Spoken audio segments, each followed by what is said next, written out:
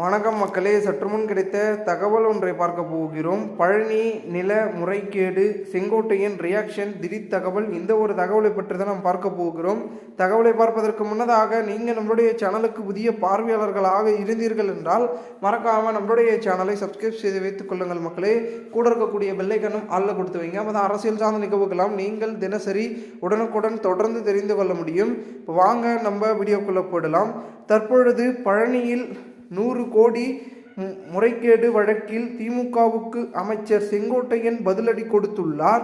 தாவேகாவினர் பழனிக்கே மொட்டை போட்டு விட்டார்கள் என திமுக பரந்தாமன் விமர்சித்திருந்தார். இது குறித்து செய்தியாளர்களின் கேள்விக்கு மொட்டை போட்டவர்கள் யார் என்பது காலப்போக்கில் தெரியும் என தெரிவித்துள்ளார். மேலும் கோவை செம்மொழி பூங்கா அமைப்பில் ரூபாய் 40 கோடி ஊழல் குறித்து விசாரணை